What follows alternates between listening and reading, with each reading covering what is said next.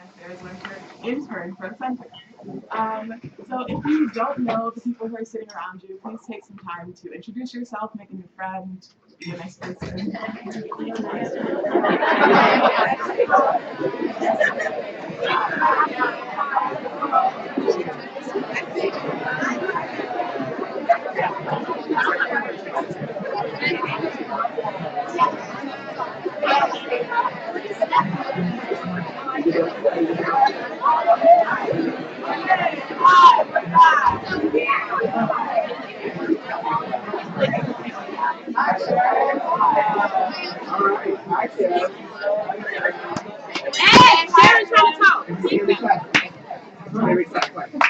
So I hope you made a friend. We want to begin by recognizing that we are on occupied Haudenosaunee land. So as we move through campus today and every day, please remember that. Let's just start with some announcements. So you can sign up for our Links outreach on this clipboard. We'll pass it around. I'll pass it around. And please sign up if you want to receive our weekly emails. So today at 7 p.m. Oh, up then. Okay. And here's Today at 7 p.m. in Golden Auditorium, there's an alternative cinema presentation of Born in Flames, a landmark work of feminist cinema, so please check that out if you are interested. There will also be voting. It's election day. Oh. There are voting shuttles leaving from the Curtis clock on the hour starting at noon. So please, if you are able to vote, please vote. If you're able to vote and registered in this district, please vote. And if you're not, I hope you sent in your absentee ballot. There's food on the bus. And there's food on the bus. I voted about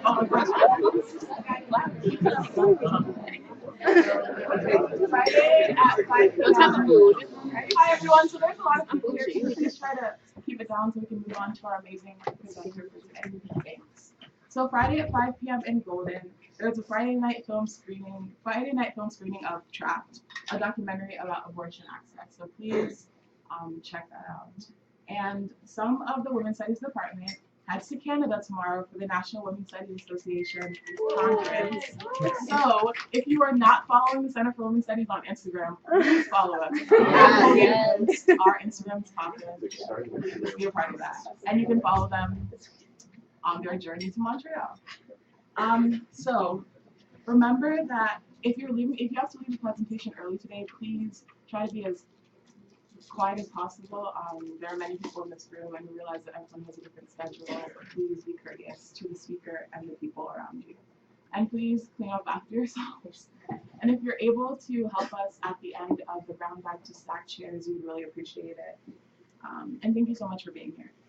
So we have oh, sorry, Martha, if you're here, please. And Martha has an announcement for us. Hi. So I'm Martha, I'm a senior. And for my women's health and medicine class, I am creating content of health centers health centers that are available to COVID students in terms of medicine, and also with their respective or what the insurances they take. I think that's a really important resource to have, especially if you wanna, if some of us don't feel comfortable going to a student health center or anything, if there's more options that you can use. Also, I will be providing information on what to do if you don't have insurance, or if you're on your parents' insurance but don't wish to use your insurance because of your personal reasons. I will be circulating those next week sometime. And if you have any questions or any concerns, or like if you have experiences that have to do with like having health insurance or not having health insurance, and go to like get from furniture or something that you don't want your parents to know, please come talk to me.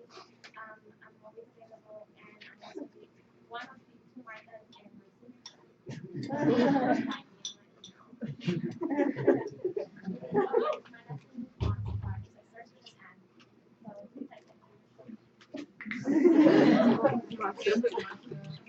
Okay, now to introduce our speaker for today. Mwende FreeQuency Katwiwa is a 25-year-old Black Canadian immigrant, queer woman poet in New Orleans, Louisiana. Ranked 3rd and 8th at the 2015 and 2016 Individual World Poetry Slam. FreeQuency is an anti-racist and reproductive justice organizer who has spent most of her life living and writing at the intersection of arts, education, and activism.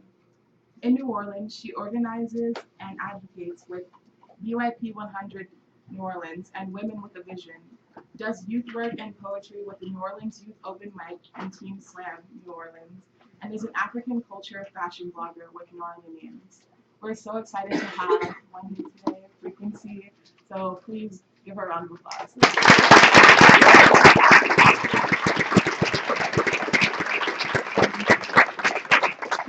How y'all doing today? Great. That was sort of weird. No, but really, how y'all doing today? Election day. I was like trying to figure out like how much do I actually want to talk about this election? And I said I'll leave that till the end so we can get through some of these other things. But thank y'all so much for inviting me to come out here. I'm really excited to be out here to perform, but also really excited to be engaging in conversation with y'all. When they had asked me to come out here and not just do a performance, but also engage in discussion, that was something that really got me like, yes, I'll come here. So my name is Mwende. FreeQuency is what they call me when I'm performing. I'm 25 years old. I graduated from Tulane University in 2014. But I've been writing since I was in middle school, and so today I just wanted to give y'all like a very brief sort of talk about the intersection of arts and activism as it's been in my own sort of life. Talk a little bit about identity politics and how that also sort of plays into activism, and then leave about half of the time to just have an open discussion, and hopefully that will be beneficial for y'all. So for me, spoken word poetry was something that I got into in middle school, and I was always like a very shy, moody sort of child, and a lot of it had to do with being an immigrant, right? So I was here in this country, and I like was always being told that I was other, even if I didn't necessarily feel it in different times. And I didn't really have a way to navigate like talking about that immigrant identity. And so one day my mom had took me to a spoken word poetry show, and it was the first time I'd ever seen poetry that was done by people who looked like me, right? So up until that point, poetry had been told as like the writings of dead white men and sad white women, and I was like, but it was in that moment where I was in sixth or seventh grade, and I saw other middle and high school Black and brown and queer youth who were on stage, like living and telling their stories, but not just telling their stories, like believing that their stories should actually be told. That was a moment for me that I started to be like, whoa. So this thing I've been feeling a lot of shame around this immigrant identity, and part of it is because other people are telling the story for me. I'm not actually the one who's telling people what it means to be a Kenyan immigrant in my own experience. So one of the things that I started to do after that performance was write my own stories. And the first book that I ended up writing was based on this idea of Black immigrant identity to this country, because it has been something, again, that I was struggling with my whole life and really unable to articulate.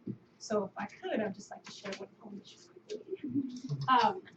It's called My Father's Lesson. My father is, he's a professor at Smith College, as is my mother. And we came here to this country. We were actually never supposed to come, us kids and my mom. My dad was supposed to come and like, you know, ball outrageous, get his PhD and come home, and then we'd be all set. But about a year into being here in this 2-year program, my mom told me this recently. He called her and was like, I can't do this. This country is incredibly racist. He's a 6'3", dark, tall man, and people were just reacting very negatively to him. He would go to church and sit down in the pew, and people would get up and go to the other side of the church. And so he was just like, I'm unable to navigate this without y'all's support. So we came through, and this is one of the first conversations that my father had with us in this country. It's called My Father's Lesson. Black father tells daughter that she is now Black. Daughter is not convinced.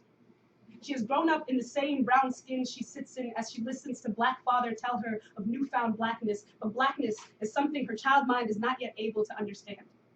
It jumps to more familiar things like cartoons. Thanks to how the most evil of villains are the ones who dress in black, who shroud themselves in the perceived terror of its darkness. It jumps next to crayons. Thanks to what it would mean to start coloring my family with the same shade once reserved for the nighttime and the monsters that come out of it, daughter decides she does not want to become Black.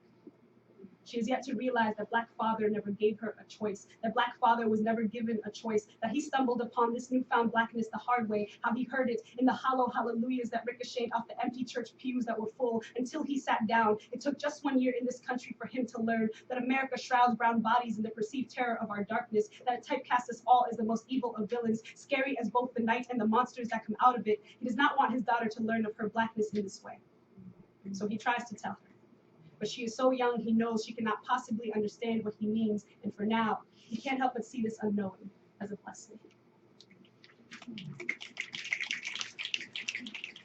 So coming from a Black country, right, Blackness was really not something that we talked about, whereas in this country, it's like an immediate imposed political identity on you. And that was something that when you're young, as a young Black person who doesn't grow up in the context of Blackness, I was so confused by that. Because part of it was like, cultural Blackness versus political Blackness. So who gets to tell you when you're Black, how Black you are, all these different things. And my first interaction, as I was writing this book, I started to really think about what Blackness meant to me when it actually became an identity that I took on.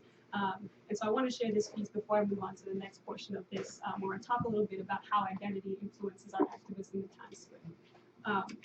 So this poem was written after I asked myself that question of when did I actually start identifying with Blackness and when did it become something that identified with me or lived in my body. When the little white girl called me and Mo niggers, I didn't really know what she meant. I'd only known nigger as a dead word buried deep in the pages of history, decayed in the throats of forefathers that had been buried along with their language. Her breath blew all the dust from the coffins and unearthed an entire history reburied into my body. When the little white girl called me and Mo niggers, Mo knew exactly what she meant. Each syllable tightened an unseen noose that had always itched at the back of his neck. See, I watched as his 6th grade smile shattered against the lunchroom table. Her laugh, loud and lined with hatred, shook every last piece onto the cafeteria floor. I don't think I reminded him to pick up the pieces when it was all over. I was too busy trying to figure out how in one moment I could know so little and in the next moment be all about it. But when the little white girl called me and Mo niggers, I felt her bark grow teeth and become a bite, a wound that would go on to infect the rest of my life. Me and Mo were sent to the principal's office. We hadn't actually done anything. I had stayed seated while Mo yelled at her from a distance. Looking back, there must have been something passed down Mo's bloodline that made his bones become boulders and begged him to remember what happens when Black boys come too close to white girls with anything but obedience on their tongues. We sat, vanished in that office, licking our wounds, and I was left feeling like a soldier in a war I had just realized I was fighting.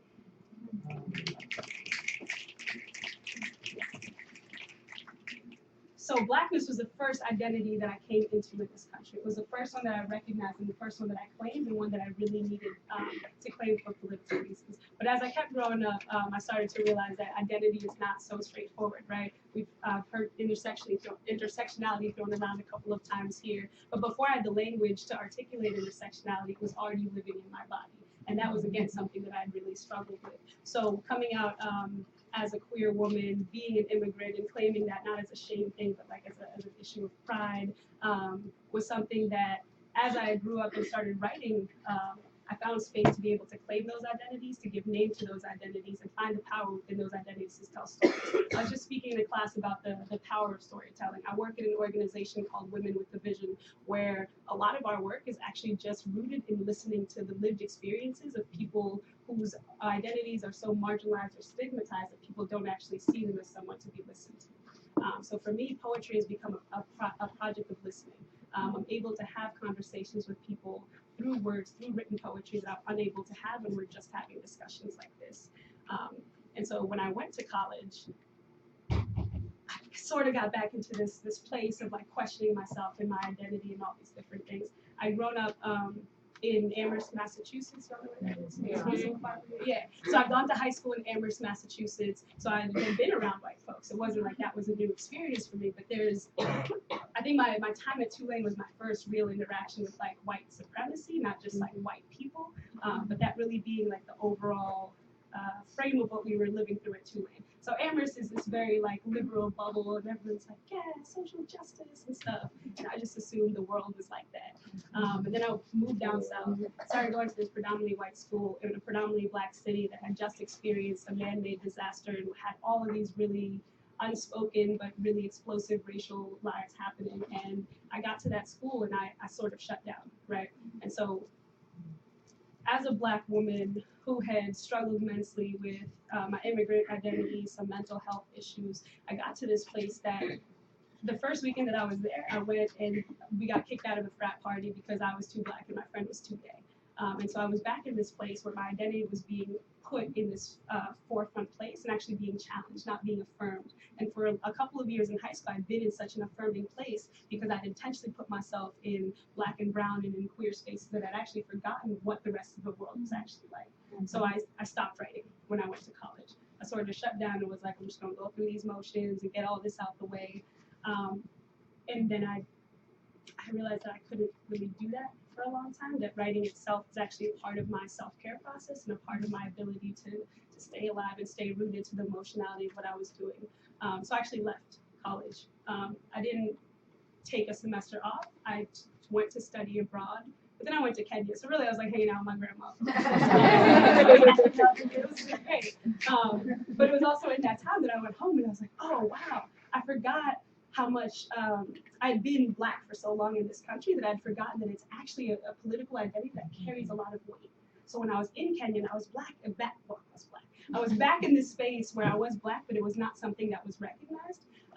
Really put me at ease. I realized how much like tension I've been carrying in my shoulders and all the, like the emotional stress of racism in this country is something that we do not talk about and we do not recognize. And it's something when we talk about microaggressions and like even that term is reductive to like the real impact that these things have on our everyday lives. So I went home for 6 months and I was like, oh wow, there is actually like an existence that you can have in this body that is not so constricted and not so all this. So I came back and I was like, I think I want to fight to, you know, create this space for myself on college campuses. Because at that time our BSU was like dead, there was no real activism work coming in. And so I came back with energy and I was like, I'm gonna do this. And then I was an RA at the time too, and this boy I was working with, he called me a nigger. And I was like, damn it. I was so excited to like come out here and change the world, and this boy just reminded me so starkly what the world was like in that moment. And I actually had to make a decision, right? Because my first 2 years of college, I was sort of like, whatever. Things like that happened, and it was like, I'm not going to engage with this because it's not worth it, right? It's a microaggression, it's this, da, da, da. But I made a moment that I had a decision where I said, you know what? It actually is worth it because this is impacting me, and I'm worth it. Wait for the ums and the snaps, because boys are going to see clap back real quick. No. So I wrote this poem based on those experiences, because again, I come from this high school environment where it was very affirming, and I thought I'd get back into activism and get back into these positive spaces, but I got back into activism at a predominantly white college that, like, I don't even know how to explain 2A to y'all. So when that incident happened, and I decided to actually move forward with all of this, I thought that, boom, you know, somebody called me a nigger, we're on a college campus, we've gone through all those diversity trainings, so we all know, right? Like, that's not okay.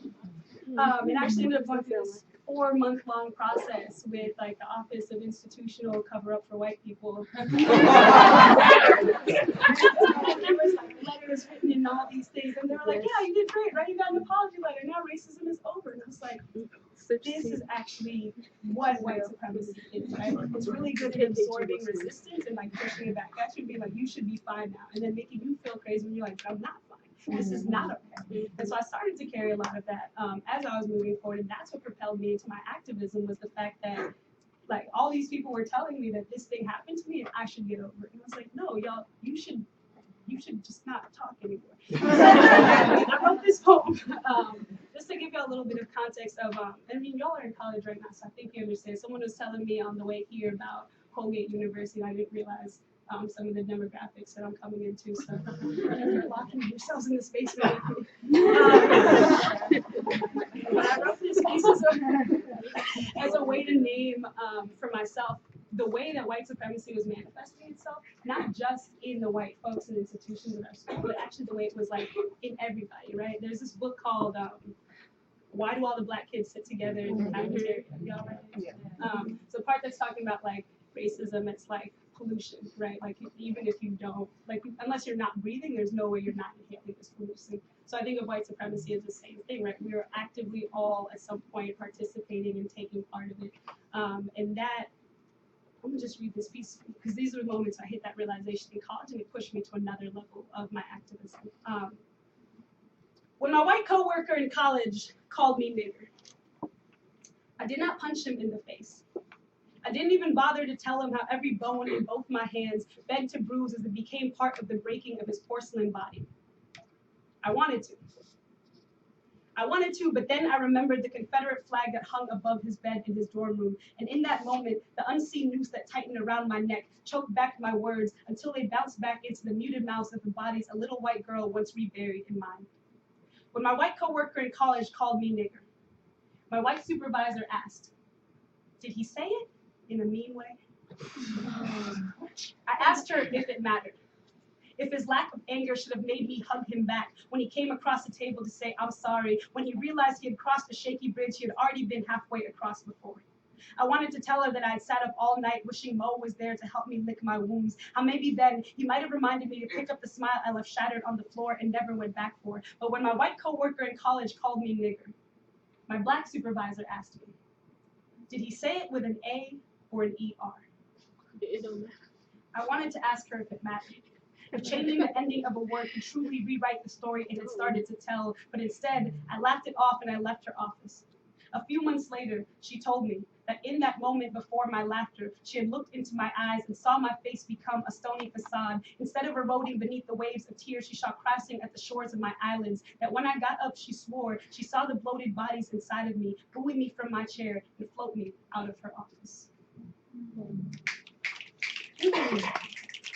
What's happening?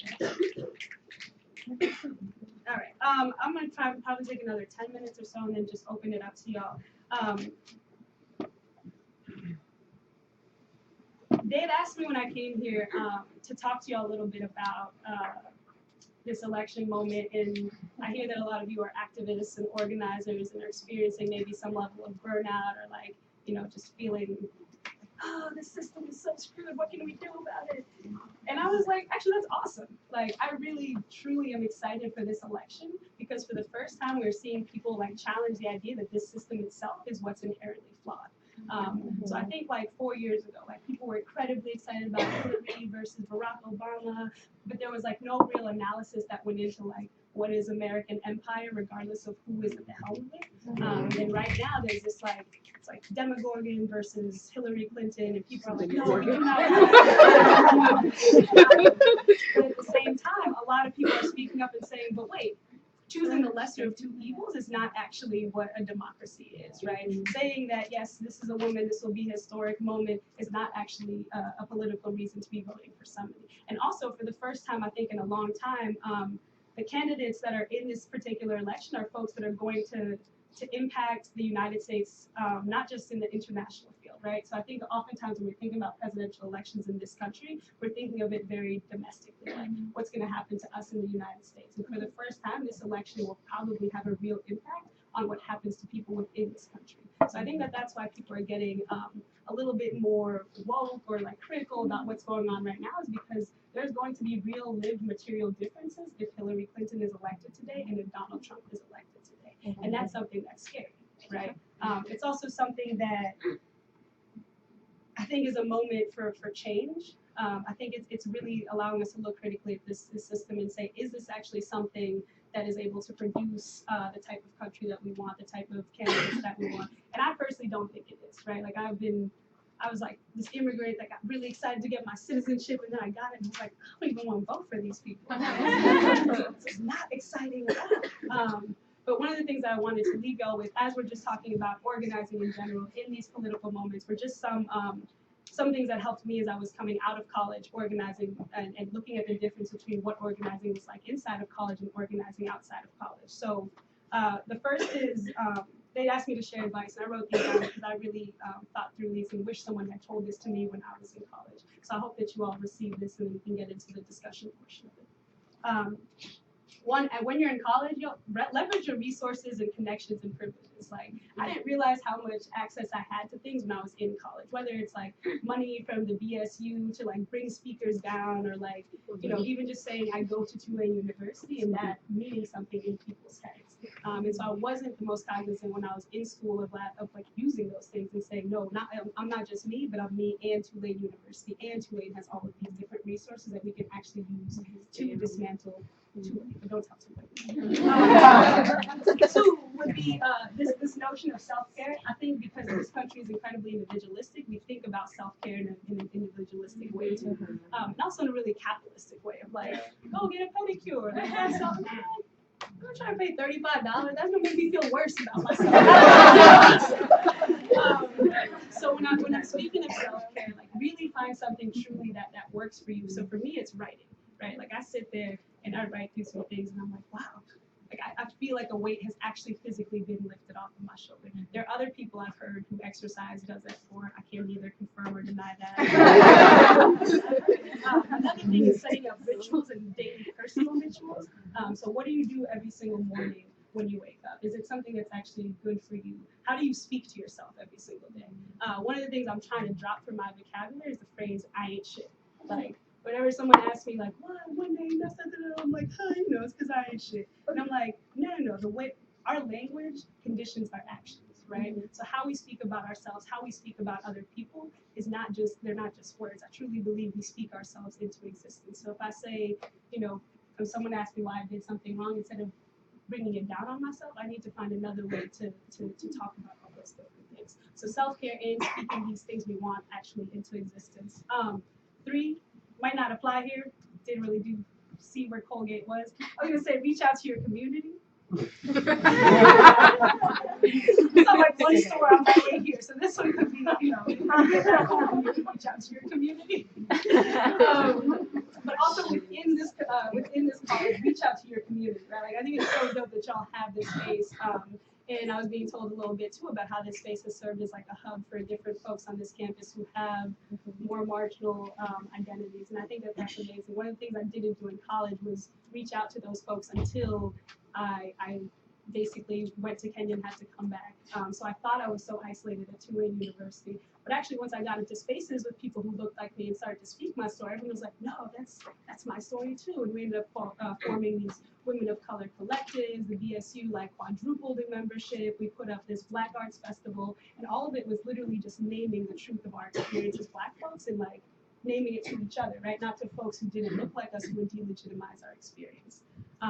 And sort of tied to that is don't measure your impact by what you see, right? So when I went to college, I went through 2 really intense years of like activism and organizing, and I almost burned out, and I got really like depressed and upset towards the end because I was like, this campus hasn't changed at all, right? I look out every day and nothing is going wrong. But now 2 years removed from college, I still have people who are messaging me who are like, yo, thank you for doing this. And I'm like, okay, I didn't even remember doing that, but apparently it meant something to you. So it's this idea of working to create a better world, not necessarily for ourselves, but because we all deserve to live in a better world. And then I think I had 2 more. Yeah, so again, this idea of the better world, we also have to imagine the world that we live in. So using this election again as an example, when people are like, you choose between the lesser of 2 evils, I'm like, well, no, what if we imagine a system where we're not actually choosing between the lesser of 2 evils? What if we all had to put a third-party candidate up? What if we started imagining alternative systems to this? And what if we started speaking about them, giving them breath to life, and putting action into them? So don't limit yourselves in your activism, in your organizing by what you've already seen. Like have the courage to imagine something that has never been there before, and you might be the person to create it. And then I wanted to leave you with this poem that I didn't write. It's by a poet called Martin, I forgot his last name, I'll look it up. That hopefully will give you a little bit more excitement as we go into this election actually. When I talk about elections and voting and imagining worlds as they should be, this poem is one that really allows me to like be rooted in the idea of dreaming and possibilities. So I hope you hear it, and I hope that it carries you forward today. It's very depressing. It's called Angels of Bread. This is the year that squatters evict landlords, gazing like admirals from the rail of the roof deck, or levitating hands in praise of steam in the shower. This is the year that shawled refugees deport judges, who stare at the floor and their swollen feet as files are stamped with their destination. This is the year that police revolvers, stove hot, blister the fingers of raging cops, and nightsticks splinter in their palms. This is the year that dark-skinned men lynched a century ago return to sip coffee quietly with the apologizing descendants of their executioners. This is the year that those who swim the borders undertow and shiver in boxcars are greeted with trumpets and drums at the first railroad crossing on the other side. This is the year that the hands pulling tomatoes from the vine uproot the deed to the earth that sprout the vine. The hands canning tomatoes are named in the will that owns the bedlam of the cannery. This is the year that the eyes stinging from the poison that purifies toilets awaken at last to the sight of a rooster-loud hillside, pilgrimage of immigrant birth. This is the year that cockroaches become extinct, that no doctor finds a roach embedded in the ear of an infant. This is the year that the food stamps of adolescent mothers are auctioned like gold doubloons, and no coin is given to buy machetes for the next bouquet of severed hands in coffee plantation country. If the abolition of slave monocles began as a vision of hands without manacles, then this is the year. If the shutdown of extermination camps began as imagination of a land without barbed wire or the crematorium, then this is the year. If every rebellion begins with the idea that conquerors on horseback are not many-legged gods, that they too drown if plunged in the river, then this is the year.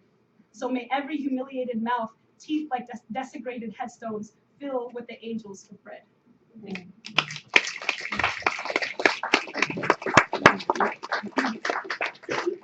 So if y'all have any questions, we got like 20 minutes, 20 to 30 minutes or so to just talk through either anything I said or anything you've been going through or whatever.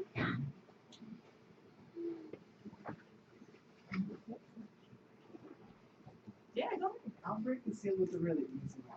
I'm just interested in like, how old were you when you first came to the U.S.? Because I also came to the U.S. when I was like 5, and only ended up staying till I was 10, and now I'm back for school. But it was a very experience. It was an experience. Yeah, so I was 5 years old when I came too. And it was, I think 5 is a very interesting age. A lot of immigrants get coming at that age. But it's the age where you're like starting to recognize what home is, and then you're like uprooted from it. So you're just like, does not compute.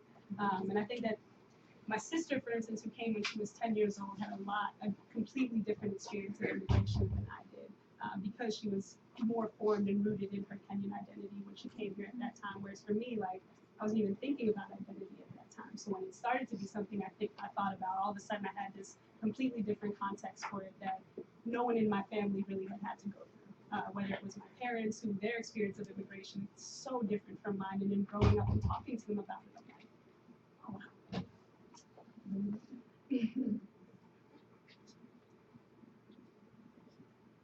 You spoke about writing being therapeutic. I was wondering if that was always the case, or if sometimes you feel burdened, or if you feel like you have to come to terms with a reality that you don't want to accept. Yeah, so I think there's a difference between writing for myself and writing to perform or to share with other people. And I think that sometimes it's hard to remember that as performers in this whatever age that we're in right now, everyone's always sharing everything. The writing that is actually therapeutic for me is the writing that I never share with anybody else. And that's actually an opportunity for me to be honest with myself. Because sometimes when you're talking to other people, you really feel like you have to live up to something or like say something completely right. Sometimes I'll go back and look in my diary and I'm like, this sort of looks like gibberish. But I can tell the emotionality that I was feeling at that time because of even how it's written. So when I say writing is a processing tool for me, usually it's about getting things off my chest in the way that they're actually feeling in my chest, and not in a way where I'm like, oh, I gotta curve it so that she doesn't go tell that person that I'm like crazy and that.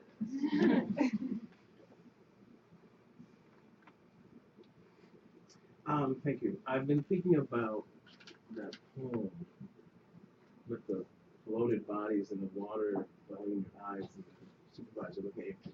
I wanted to, there's so much in there, but thinking about like the immigrant experience, or that sort of black immigrant experience, right, and the sort of domestic growing up in America, black U.S. citizen experience.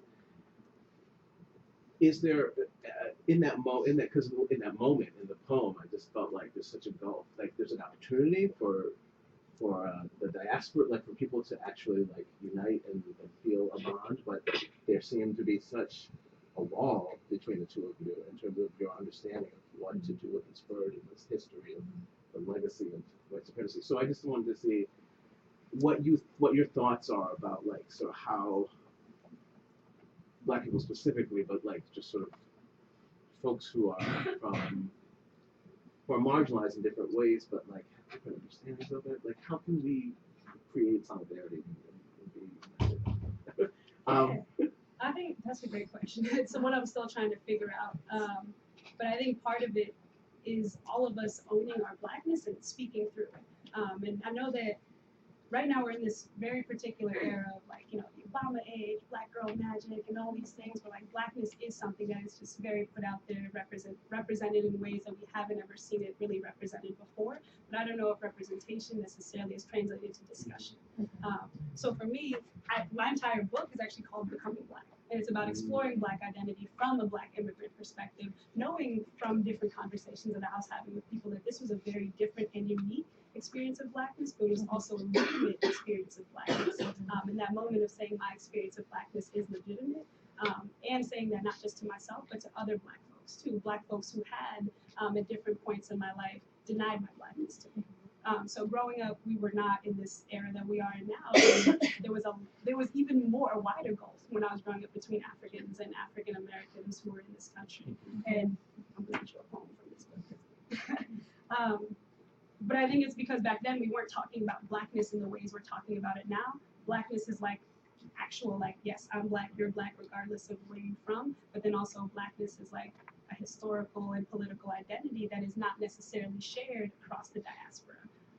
And then also, you know, the whole other people valuing your experience more, usually folks that are outside of the Blackness, saying which Blackness is more valid, actually causes that friction internally. So one of the things that growing up really confused me, like before I had a real conceptual understanding of race, is that like people would be like, you're Black, like you are dark, so you are clearly Black. And I'd be like, yes. But then they'd be like, but you're not Black. And I'm like, but you just told me I'm dark. Like, I'm looking at myself, like I just, you know, accepted all these things, and now I'm being told I wasn't Black. And that was a lack of understanding of Blackness as an actual political identity, and also children being unable to articulate the differences between us, and so saying, well, if I'm Black and you're not like me, then you're not Black.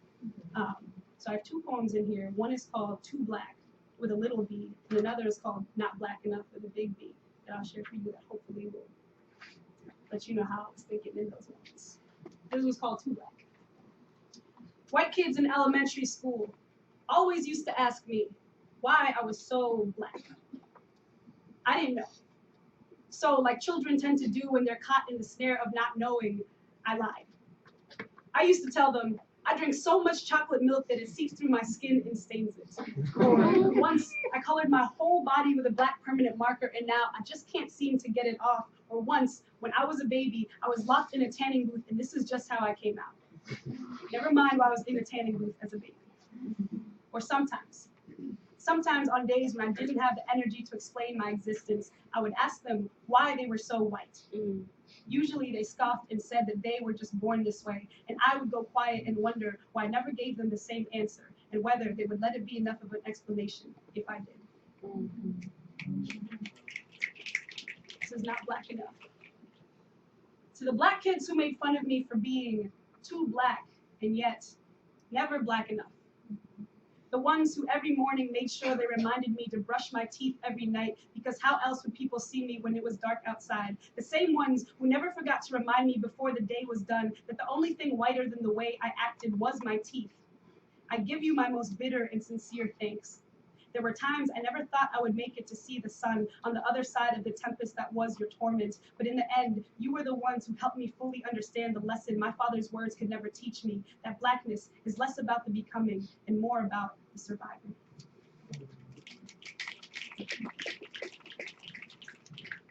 Hope that answered your question. Yes. I also have copies for the book, if any of you are interested in the copy, just send me. I'm not sure if I'll phrase this question exactly the way I want to, but can you maybe talk a bit about like the difference between race and like culture, and maybe like your Kenyan like culture, and how that maybe influenced the way you saw your identity, and how I know I feel sometimes that it's equated that like your race is your culture, or that may not necessarily be the case. Yeah, I think the depending on where you are in the world, that conversation changes. And in this country, race and culture are definitely aligned with each other in a way that isn't necessarily true, especially for people who come into this country and aren't necessarily of this country. But I think it's important to note that like race itself is a cultural construct, right? It's a construct of white supremacy used to keep people down that Black folks, Black and brown people have been reclaiming as a tool of resistance. Also, a lot of our cultural identities are made up as well, right? So when you talk about Blackness versus Kenyanness, what does it mean to be Kenyan? Kenya is just some little line that some white man drew on a map and said, "Oh, you're Kenyan." Like, I'm not Kenyan. I'm Kikuyu, I'm Mkamba, but I'm not actually Kenyan. So I think part of it is also interrogating our understanding of like what are actual identities and who told us that those are identities, and why do we find comfort in identifying those things. I don't know if that answered your question. I just got really upset about Kenya. So. Hopefully it did. If not, let me know and I can try again next time. Anyone else?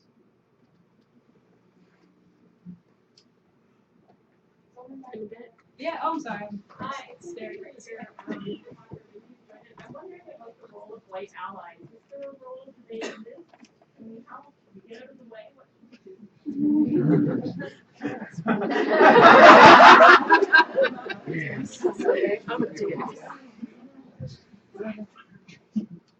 I mean, all of the above, right? So I think one, whiteness in and of itself takes up a lot of space. So white allies, when they think they're coming into spaces to be helpful, your presence has already shifted a lot of things. I think I question white allies who want to be in Black and brown spaces, but don't do a lot of their work in their own communities. Because if you think about a lot of organizers, right, we're organizing in our own communities. Like, I am not going to Klan meetings and being like, this needs to change. So I don't white folks are coming to Black nationalist meetings and being like, yeah.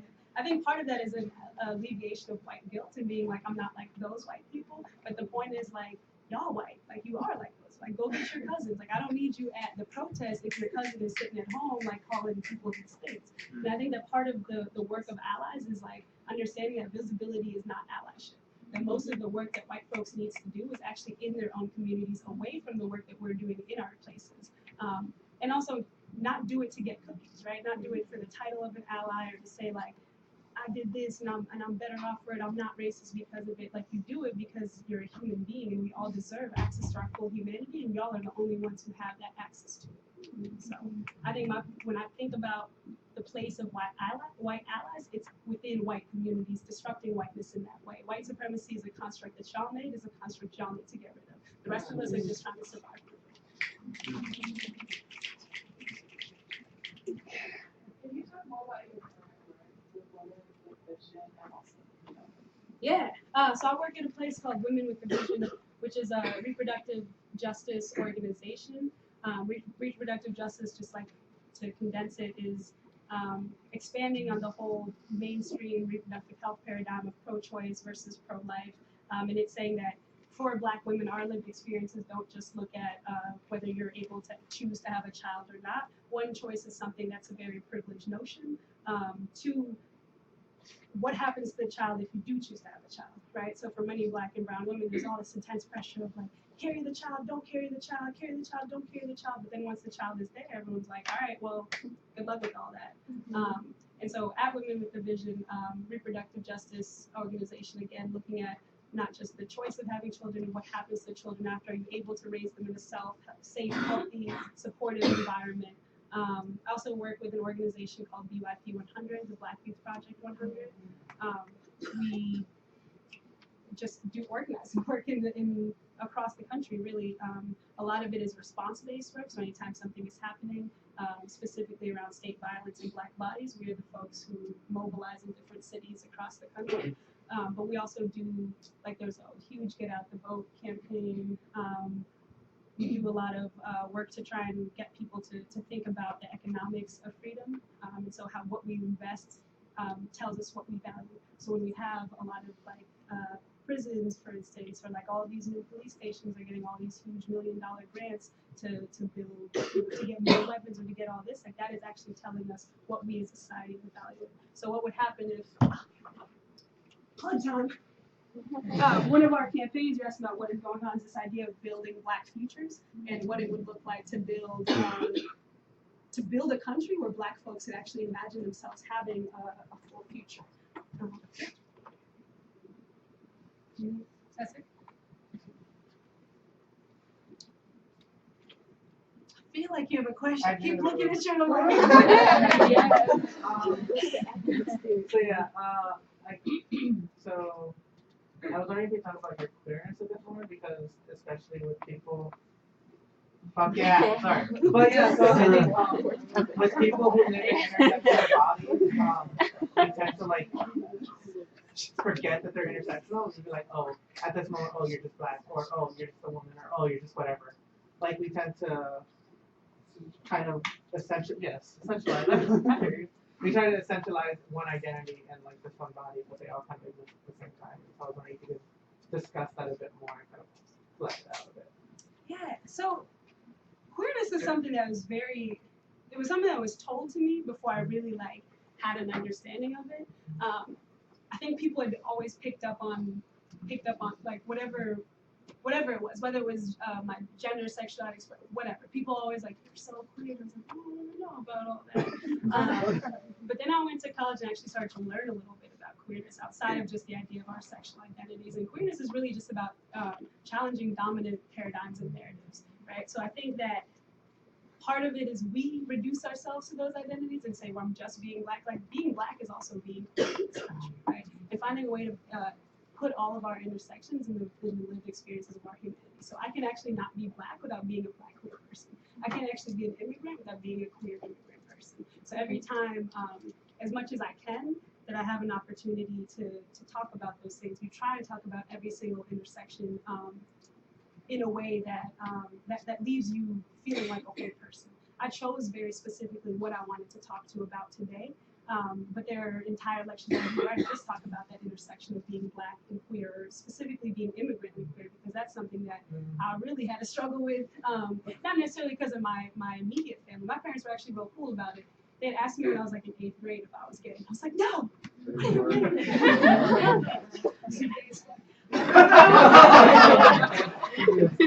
weren't so cool. I know. I should have known that my parents would be cool about it.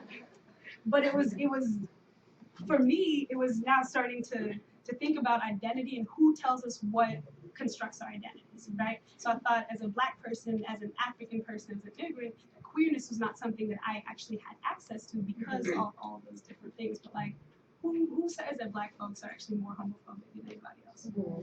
Is that real? That's something we all heard and have accepted, right? Who says that Africans are actually like against all that? And so the more I actually started to like, for instance, talk to my mother about these experiences, the more I realized like they knew more about this stuff from in their African context too. Because I think a lot of the issue is the language that we use is very American, right? So it's hard to translate across cultural differences. So when I talked to my mother about being queer, she was like, I don't know. At first she was sort of like, explain that. And then she was like, oh yeah, I knew that a long time ago. And I was like, just need to find a language to be able to communicate often across different things. That's something that I'm still, I think, struggling with, is finding, because I feel so queer all the time. So I feel like I'm like, wait, you don't know I'm queer? Just the way I'm moving and all these things. But I think it is something that I'm trying to be more specific about naming, whether it's, putting it, wearing it on my chest, wearing it in my identity, in my body, and just talking to people about that. And being honest that it's a really hard intersection, because it's one that you might actually have to lose something to, right? So I'm fortunate to be in a family that accepts me and my queerness, but I also know a huge chunk of my friends have had to cut ties from their families or their cultural groups because of whatever interaction that they were able to have. So it's something I think we all have to navigate on a personal level. It's hard. I don't know what else to tell you other than that. It's hard, and just in the same way that I'm unable to walk in this world without being Black, because that's like, you can see that on me. I try and act as if folks can actually see my queerness on me and like present that in my forefront. And I hope that answers your question. So one thing I really noticed throughout your talk right now is the importance of community. And so like how you were really influenced like growing up and in college by the community around you, not just like in the immediate Tulane, but also like outside of Tulane. And I noticed that when you like were talking about like activism and one thing that we should be doing is talking to our community, everyone in here laughed.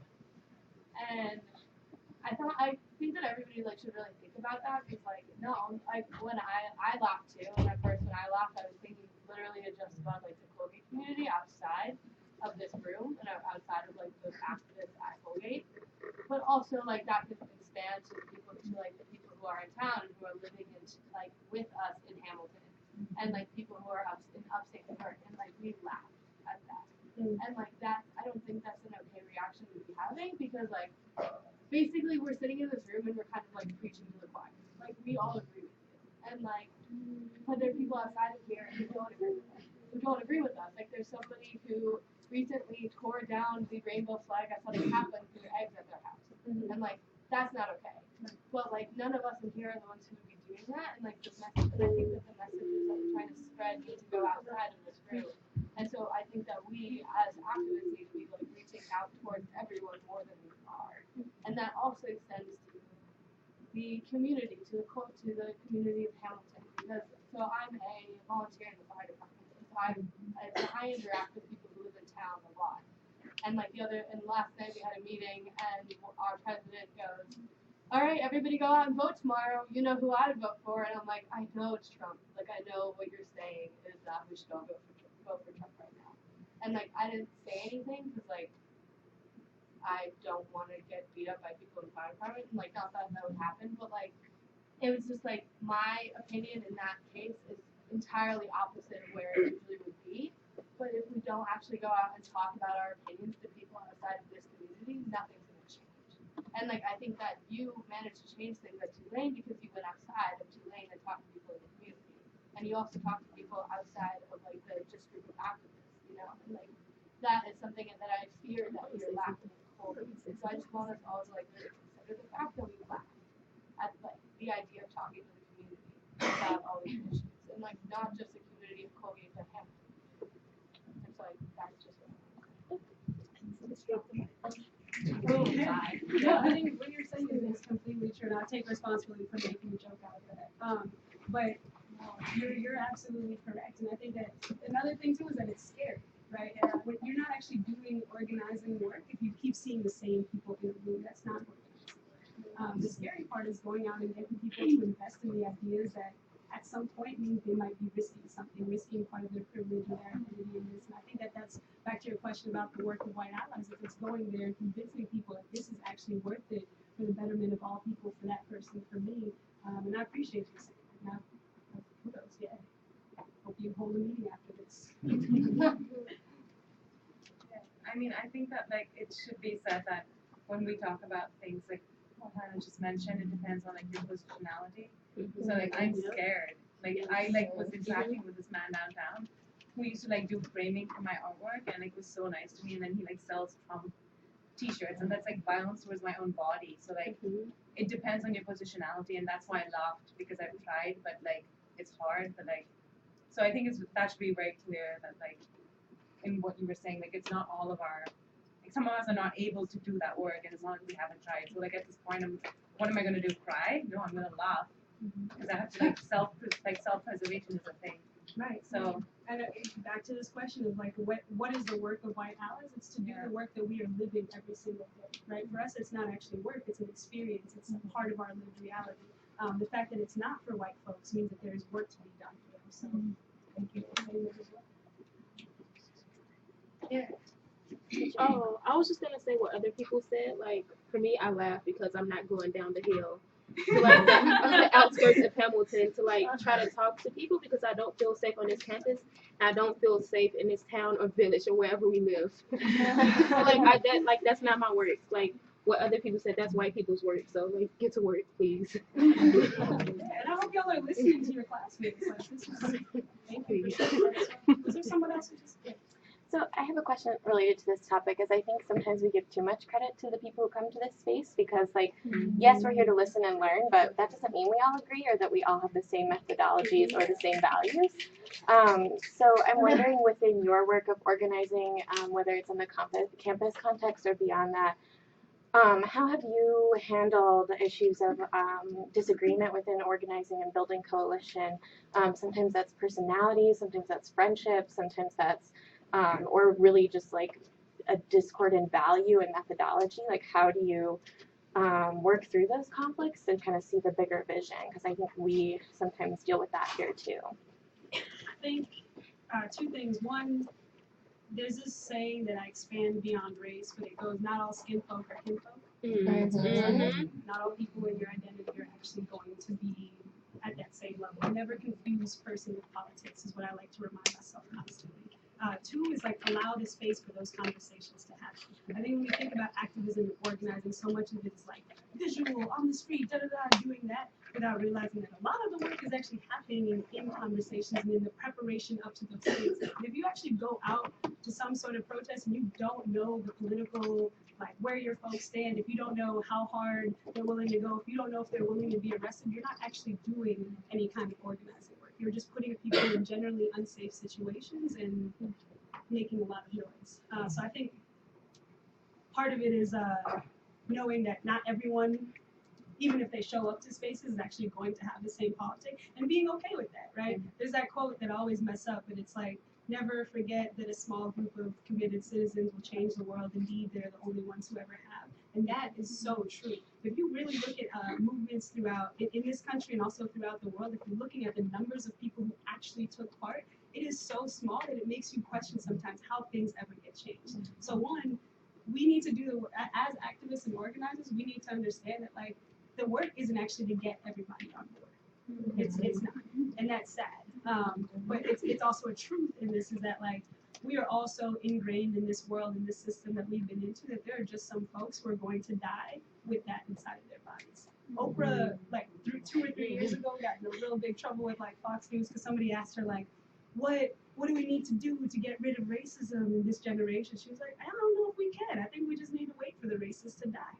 I laughed at first, but then I thought about it and I was just like, yeah, like if you think about people who are actually living right now, who the first half of their lives, right, the first 50 years of their lives grew up maybe in like segregation or like really indoctrinated with white supremacy, and that being the norm of the land, I don't even have the energy to try and change some of those people. You know what I'm saying? And is that my work?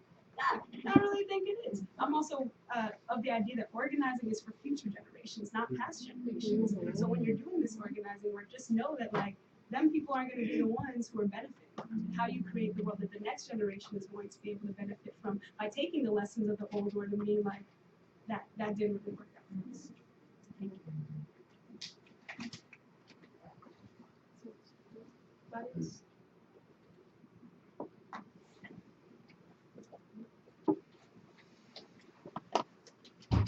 All right, can we thank FreeQuency?